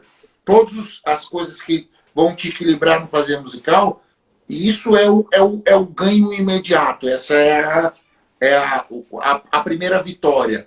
As vitórias secundárias são as que vão sedimentar em volta dessa sua persona, desse novo avatar que está surgindo, que está brotando dentro de você. Essa criatura social que você vai criar em volta do músico, né?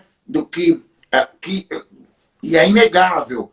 A música é um facilitador e um dos maiores diminuidores de distância possíveis. Não é por acaso que você usa, por exemplo, quando você está no cursinho, você vai usar aqueles recursos mnemônicos de decorar aquelas coisas que você tem que fazer. Tabela periódica com música. O cara usa com música. Não por acaso, quando você vai fazer uma atividade lúdica em conjunto, quando você está no acampamento ou numa viagem longa, que você precisa de interatividade para que o tempo opere de uma maneira diferente e você transforme aquela experiência em algo melhor, você vai usar a música. Não por acaso, você vai ver que os seus grandes amigos, você tem grandes amigos na vida, por vários períodos, mas aqueles caras com que você dividiu as primeiras experiências musicais, eles criam laços com você que muitas vezes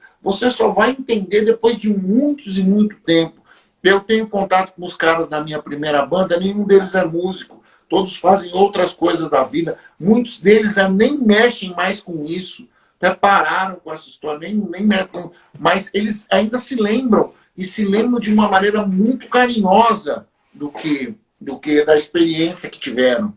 E é exatamente isso que a Michelle falou, que acabou de dizer. A música tem a capacidade de unir, de diminuir distância, de tirar as amarras, de tirar as travas, de demolir paredes, de trazer, de fazer com que pessoas de universos diferentes possam conviver e se entender perfeitamente, além de qualquer articulação de idioma, de verbalização.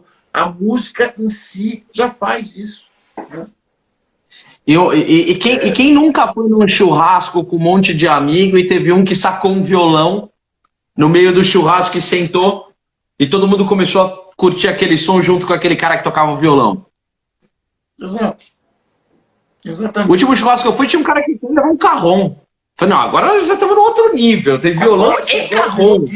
Virou gig no churrasco. Agora virou gig. Agora virou gig. Grande Rafinha.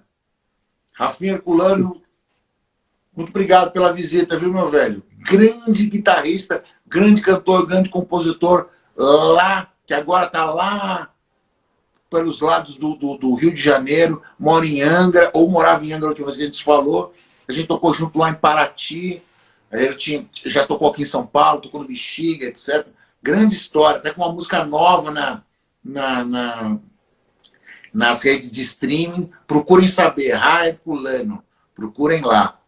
Grande Rafinha. Bom dia, viu, meu velho? Herculano Oficial. É isso mesmo, Herculano Oficial. Você vê que efetivamente a música diminui distâncias. O que aconteceu? Como eu conheci o Rafa? Eu conheci da seguinte forma: a gente foi tocar num bar em Paraty e ele abria a night tocando violão. Aí, cara, ele conhecia o João, conhecia o João das gigs aqui do Bexiga. Ele falou, meu, vamos fazer um som com ele. O João falou pra mim, vamos fazer um som com ele. Eu falei, vamos. A gente se conheceu ali naquele momento, vamos fazer um som. Aí, beleza, fui eu de baixo e o João de batera. Aí o Wagner falou assim, o Wagner de guitarra falou, vou tocar também, né, velho? Pô, também. Aí pegou a guitarra e começou a fazer um som. Aí o Luiz tecladista falou, vou tocar também. Então, quando viu, nós estávamos os 5 no palco tocando com ele. Sem nome, bicho. Cara, vamos tocar aqui, que vai ser? Vai ser, tá bom aí, pronto. E aquela interatividade, aquela conversa musical, sem a gente nunca ter ensaiado, falado, foi só ali, aquela empatia imediata do pessoal, que acabou se fortalecendo a partir do momento que a gente tocou junto. Quando tocou junto, sedimentou, assim, uma coisa, puta, cara, que incrível. Instantâneo, né? É instantâneo. A sua irmã tá falando uma coisa interessante aqui, ó. Que a dona Mafalda batia no dedo dela quando ela tocava piano. Que ela tinha que ter estudado comigo e não com a dona... Tenho certeza que a dona Mafalda era mais perto que a dona Mafalda ainda. Você não veio porque não quis, claro. Foi isso. Então... A dona Mafalda morava na mesma rua que a gente morava antes de eu ir para Donatários. Era isso. Mas ela quase não estudou música. E a minha sobrinha que entrou agora, a Luísa, assim, a minha sobrinha canta bem, tá aprendendo a tocar. Pô, tava agora lá na casa da minha irmã, minha sobrinha tava tocando Lulu Santos. Ok, não eram os acordes no estilo do Lulu Santos ainda. Ela tava fazendo no jeitão da cifra. Entendi. Mas... Pô, já tava no Lulu Santos, mas pra frente ela vai entender o lado progressivo do que ele faz dentro do pop. Exato. Mas assim, aí, e o PC brincou aí do período que eu comecei a ajudá-lo a estudar música, né? Quando eu comecei a ensinar música para ele agora, há 4 anos atrás, que a gente descia pro salão de festas para poder fazer um som, eu e ele levava cerveja. Ele falou, você não é mais amor pela música ou amor pela cerveja que ele levava? Um pouco de cada coisa, né? Um pouco de cada coisa. Afinal de contas, né? Não era, assim, era um momento muito mais lúdico do que qualquer outra coisa, né? Estava só dando pequenos spoilers do caminho. Mas eu ajudei ali na digitação inicial, eu comecei, né? E assim, meu sobrinho também, a minha irmã tá comentando. Meu sobrinho já fez uma aula de bateria, fez uma aula de guitarra, então assim, tá indo um pouquinho do meu DNA, foi para lá, para eles poderem entrarem na música ali também. Se eu tiver a oportunidade de influenciar eles ou deles escutarem um pouquinho, aí rola. Mas você comentou do Rafa sobre essa perspectiva de conhecer pessoas na música. Pô, eu toquei no seu casamento, eu toquei com o Wagner e com o Marco com o João Marcos no seu casamento. Pô, tem um lapso temporal e eu fui tocar com os caras de novo ano passado, te substituindo na gig. Fala, então, assim, pô,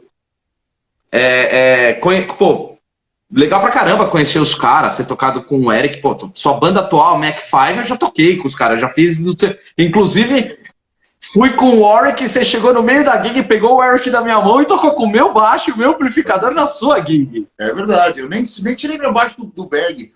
Falei, eu tava com afinação padrão no meu baixo, falei, cara, até eu afinar meio tom, deixa eu pegar aqui do jeito que tá. você só jogou ele no meu colo e a gente começou. E o começo foi, cara. E foi, e assim, e deu certo. E você vê como é que são as coisas, né?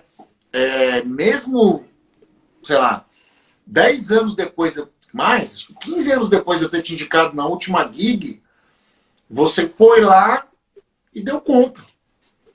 Por quê? Mas porque eu tinha certeza que isso ia acontecer. Que eu não estava arriscando não estava colocando o trabalho em risco. Porque eu sabia o que Seu você trabalho. aprendeu. Eu sabia o que você aprendeu na vida, entendeu? Etc. Porque eu podia, por exemplo, ter ligado com um cara de um amigo, colega de trabalho que tem um currículo parecido com o meu, e o cara teria ido lá. Mas por que eu não fiz isso e liguei para você? Porque além da confiança pessoal, que essa não tem preço, né? Não tem preço mesmo, eu tenho a confiança naquilo que você sabe. No fazer musical que você sedimentou durante os anos que você passou lá, na Solo e Harmonia. Mas os caras me aplicaram bullying lá. Assim. O Lucena virou pra mim e não lembro como que termina a original do Franz Ferdinand. Não sei se é um fade, posso estar equivocado agora, mas ele virou pra mim e falou assim, cara, nós vamos terminar uma música simples, tá? Não, beleza, vai ser um misão seco e tal. Ele falou, não, pegou e uma escala muito louca. Falei, bom, tá me zoando, né? Falei, vou ficar quieto, vou terminar na cabeça que aí não dá problema nenhum. Ser discreto. Deu 5 minutos, o João me chama. Você tá ligado como a gente vai terminar a Franz Ferdinand? É importante. Eu falei, não, para, você é o baterista, cara. Falei, como é que nós vamos terminar? Eu falei, eu vou ter que fazer alguma coisa. Tocamos a música. Quando terminou, eu dei aquela olhadinha de lado pros caras, os dois esperando. Eu falei, cara, se eu meter uma escala no tom da música, eu vou passar vergonha. Os caras não fizeram, meu. Aí eu fui com os caras, né? Eu falei, bom, pelo menos eu vi na mão do Luciano que ele tá subindo a escala. Né? Eu falei assim, vamos começar de baixo pra cima e vamos junto no tom da música. Você sabia que escala que era, né? Você sabia que Exato. Você não sabia que tava em Mi, etc., que era menor e que ia passar ali. Então você sabia pra onde ia. Falei, cara, no Mi menor, qualquer pentatônica fica bonito. Já diria Eric Clapton, né? A pentatônica resolve em 90% dos casos ali, né?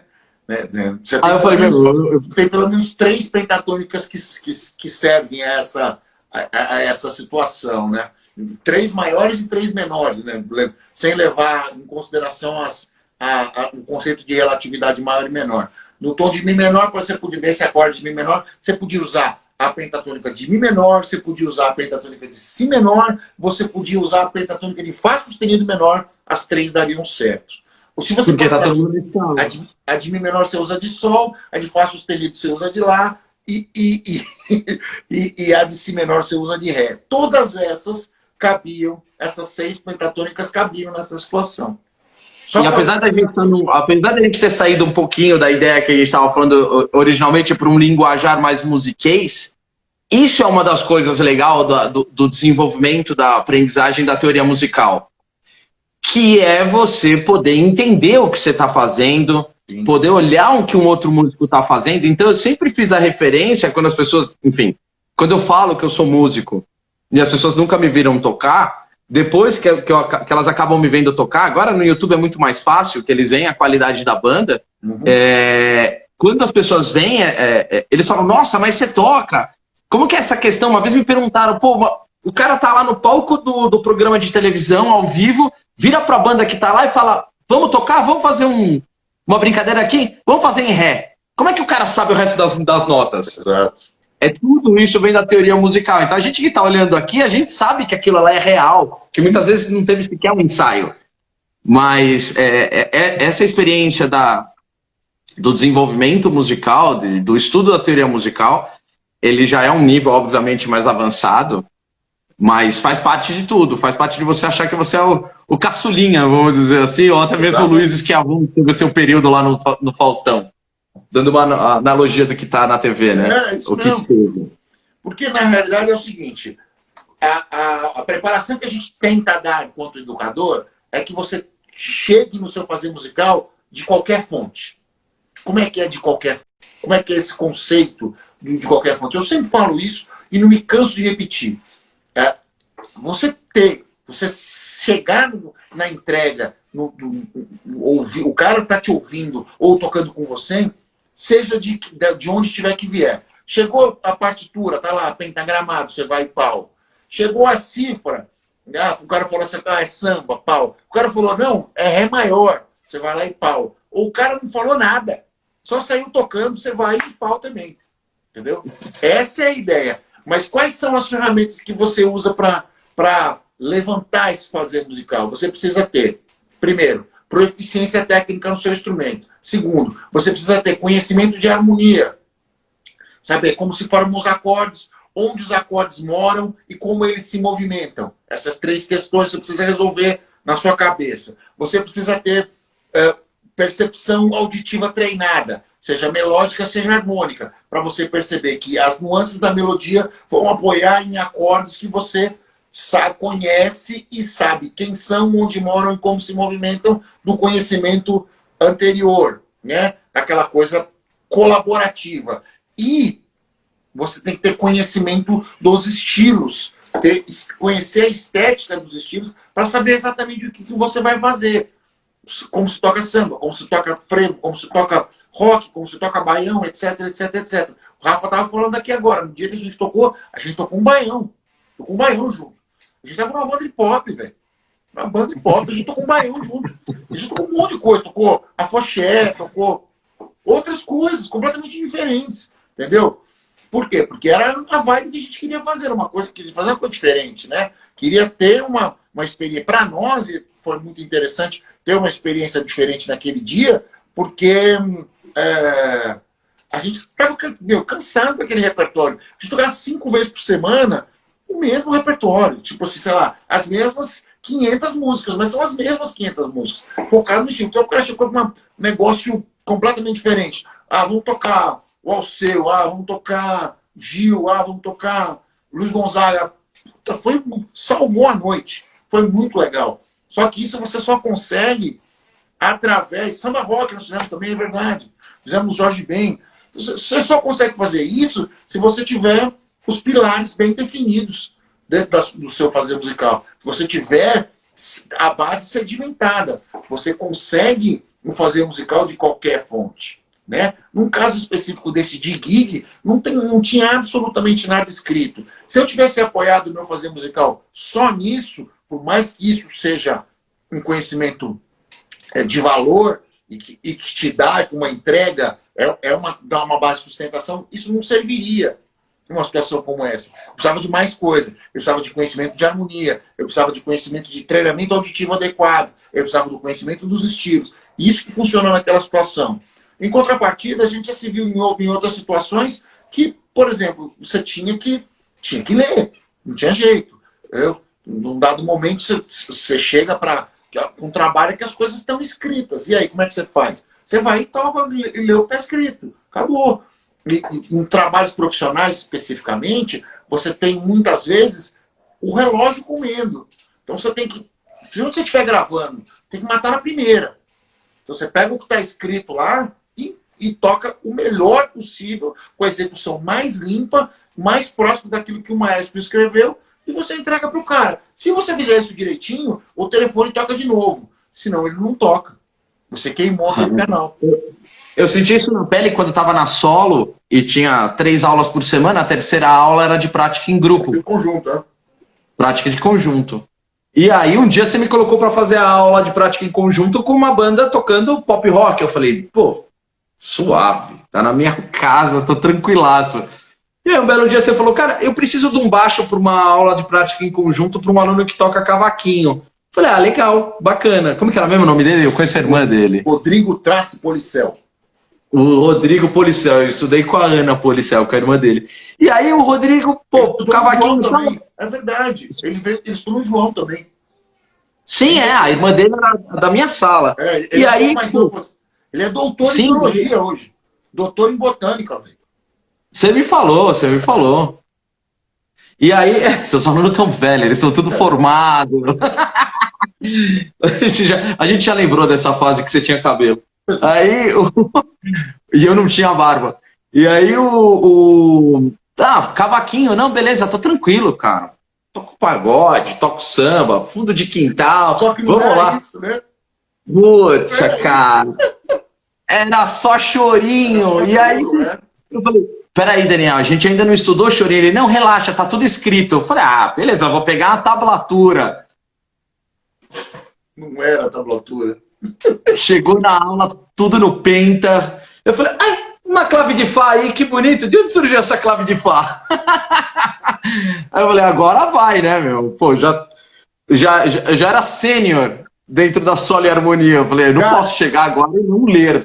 Você sabe que o Rodrigo tem uma história incrível, né, comigo. Incrível, incrível, incrível.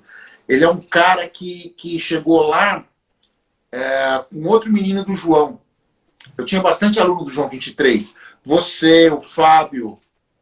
Fabinho que tem um braço de 40, né? Eu encontrei ele agora, encontrei ele semana passada na rua. Ele estava vindo almoçar na casa da mãe dele, que a mãe dele mora... Ele também mora aqui na minha rua, mas ele mora um pouco mais para baixo agora, mas a mãe dele mora no meu prédio ainda. E ele, o Fabinho, o Rodrigo, um outro menino chamado Rodrigo também, que também era da sala dele. E o Rodrigo gostava do molejo, aqueles pagodinhos daquela época, né? E uma tia dele mostrou o choro para ele. Mostrou, deu um livro, O Melhor do Choro Brasileiro, volume 1, volume 2 para ele. Cara, o moleque alucinou. Ele virou meu melhor aluno de leitura de todos os tempos. Cara, eu sei. Ele abria o bagulho e saía jantando. No cavaco.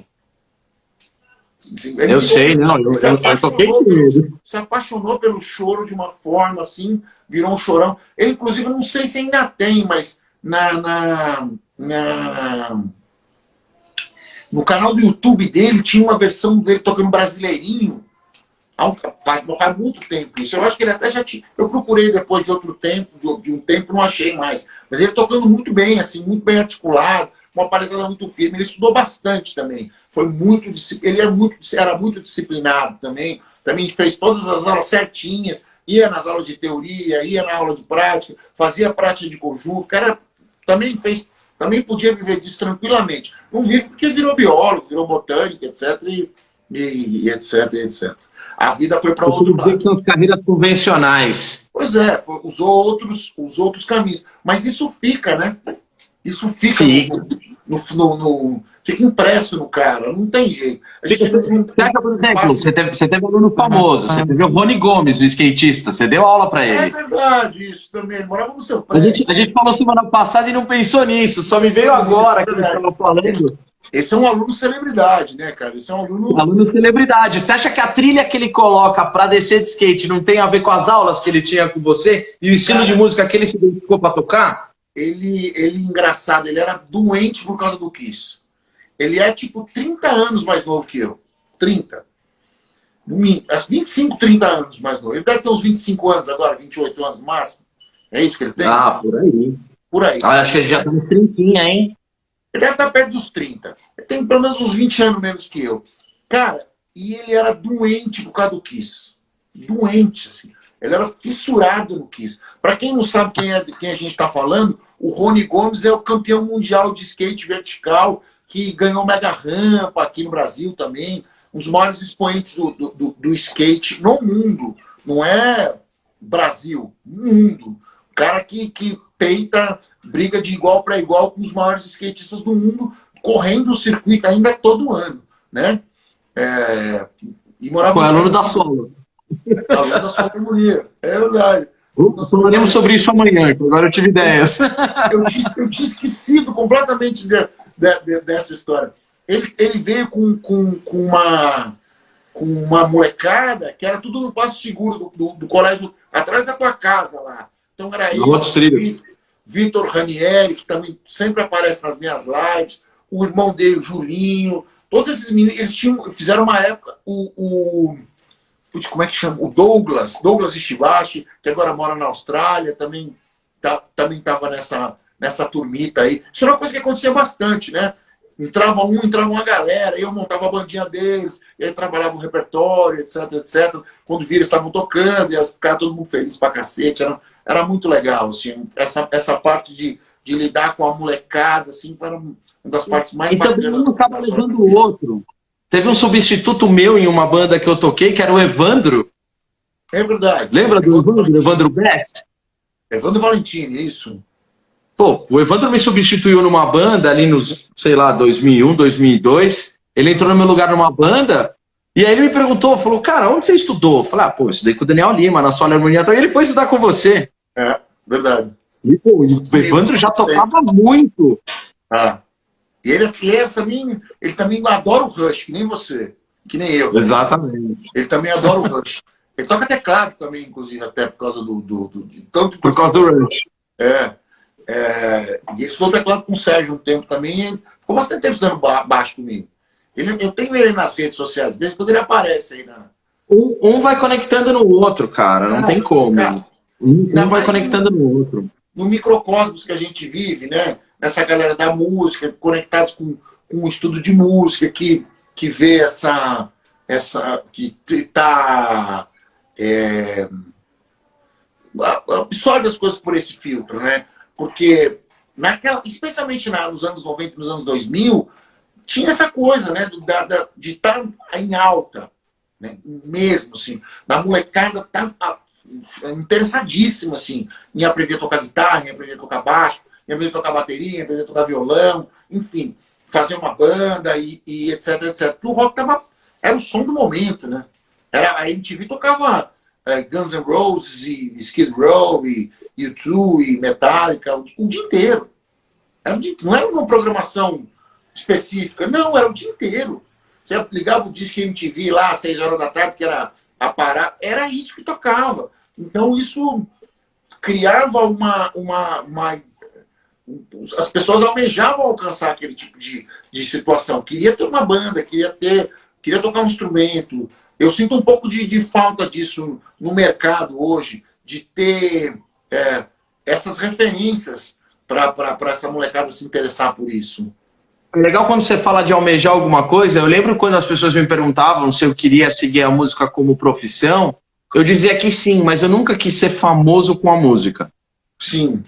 Então, uma referência que eu tinha era, tô falando de 2001, talvez, 2001, 2002, no máximo 2003, quando o Sandy Júnior estava em alta.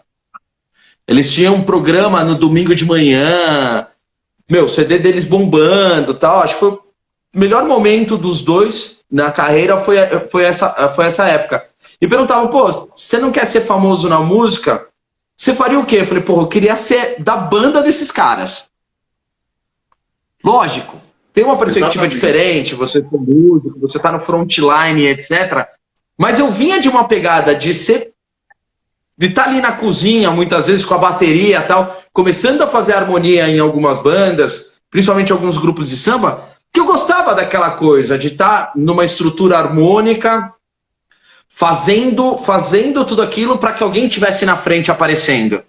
Exato. E aí, esse balanço acabou tendo com a Persona, né? Voltando a falar do personagem, que a hora que o Persona veio numa banda menor, hoje, por exemplo, a gente é em 5, né? MD5, por isso que chama melhor de 5, né? Hoje nós somos só em 5.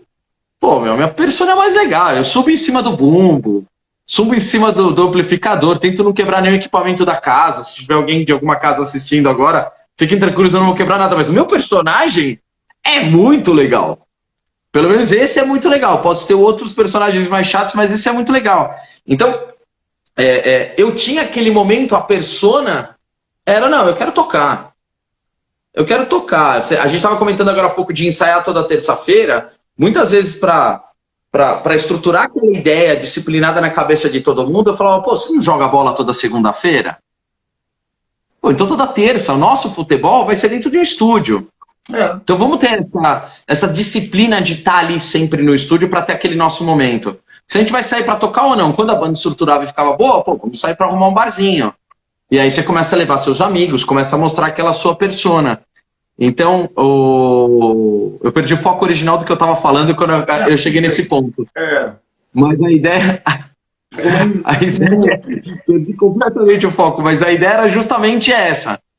De tocar. Tem a filosofia de ser sideman, né? De você entender a música de fazer aquele som, não necessariamente ser artista, né? No sentido, artista no sentido casa dos, né?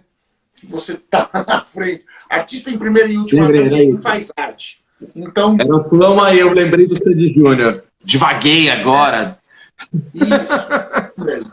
Então, artista em primeira e última análise é quem faz arte. Então, se você está reinterpretando aquele som que você conhece, tocando ali na gramante, dando a sua impressão digital, você não está fazendo nada mais, nada menos do que arte mesmo, né? Por mais que você toque cover, que você não que aquela música não seja sua, por mais que você esteja chegando mais próximo do original que você consegue ou que você almeja, por mais que a filosofia seja essa, o seu filtro transforma isso em arte. Então, em primeira e última análise, é o que você faz, é a sua vibe, né? Essa é a parada. Mas foi sempre isso, né? Foi sempre tocar mesmo, sempre fazer o som. Não necessariamente tudo que vem junto, em volta, né? Aquela coisa da glamourização. A música é muito, para você, e até para mim também, né? Era muito maior que isso, né? O que ele estava ali para aparecer. Tocar era muito legal. E você só consegue passar aquela linha da linha média, né? Passar a linha do mediano, você conseguir se destacar em alguma coisa, se você gostar muito daquilo, que você vai precisar se dedicar, você vai precisar de disciplina, você vai precisar colocar a sua energia naquela atividade, e isso vai se você não for afim, não tiver afim daquilo, não gostar daquilo de verdade, você não vai chegar em lugar nenhum. E uma das coisas que me impulsionou muito foi aquilo que eu falei no começo da live, que era justamente a autoafirmação, cara. Saber que eu estava fazendo um negócio bem feito, porque eu estava me dedicando em fazer aquilo, e querer fazer. E vem num segundo momento a vontade de querer mostrar que você está fazendo, né? E aí, quando você mostra para alguém aquilo que você está fazendo, que você gosta, que você se dedica, e a pessoa fala, pô, que legal isso que você está fazendo. Isso te empodera muito mais, te dá muito mais confiança, e aí é viciante. É viciante, na música principalmente, como tudo. Que a maioria das pessoas acreditam que não vão conseguir tocar um instrumento. Eu morro de vontade de tocar um instrumento. Eu falo, então começa! Então começa agora! Não, mas tô velho pra isso. Não tá velho, deixa eu ver a articulação, deixa eu ver os dedos. Tá todo mundo funcionando? Vai! Funciona? Funciona, peraí, deixa eu só te ensinar a alongar. Entorta o dedo, põe embaixo e dobra. Só alonga porque computador... até o alongamento eu ainda faço. Videogame, computador. Esses dias eu estava ensinando o namorado da minha sobrinha a fazer o nosso alongamento. Quer dizer, o nosso. Você me ensinou, né? Tem que fazer mesmo. Tem que... Exato, vai esticar o tendão, filho. Vai, se não tem jeito. É isso mesmo. 30 anos, né, Vitória? Muita coisa aqui. Muita. Passa muito. Eu achei que a gente ia ter assunto para 2 horas. Você vê como é que é, né, bicho? A gente tá chegando no final, mas, velho, eu quero te agradecer demais. Foi uma experiência muito legal de a gente bater esse papo. A gente já teve, sei lá, quantas mil conversas, quantas mil horas de conversa, falando sobre todo e qualquer tipo de assunto, já falamos sobre absolutamente tudo, inclusive música. Hoje a gente não pode falar sobre absolutamente tudo, a gente fala sobre um plano mais focado, né? Que é a proposta do negócio, mas foi muito legal ter você aqui essas 2 horas. Muito obrigado de verdade por você disponibilizar esse tempo, por você fazer essa organização aí familiar para poder fazer a coisa funcionar de coração. Aliás, obrigado também aos meninos da MD5 por ter emprestado o Felipe para mim nessa terça-feira, que eu melei o ensaio de vocês, né? Desculpa, foi não intencional, mas semana que vem vocês estão de volta com um repertório novo que eu sei, etc. Então, bicho, obrigado a todo mundo que compareceu, assistiu. Você que está vendo depois, se quiser continuar o assunto sobre todas essas coisas que nós tratamos, só deixar um comentário lá no IGTV que a gente responde. O Felipe, o Instagram do Felipe é Felipe.Ramires1. É isso, Felipe? .1. Foi o que sobrou do Instagram para eu assumir. Eu troquei o ponto de lugar. Felipe Ramires.1, é isso? Felipe.Ramires.1. Mas sigam lá, MD5 underline melhor de 5. Melhor ainda. É isso mesmo. Melhor que tudo, sigam a banda do Felipe.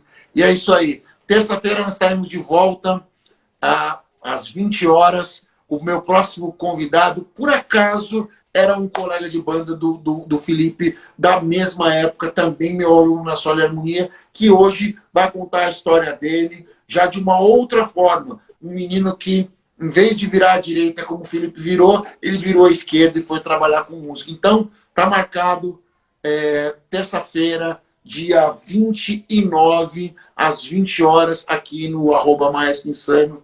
A gente se fala. Felipe, mais uma vez, obrigado, meu velho. Um abraço a todos. Valeu. Valeu, mestre. Tchau. Até. Tchau.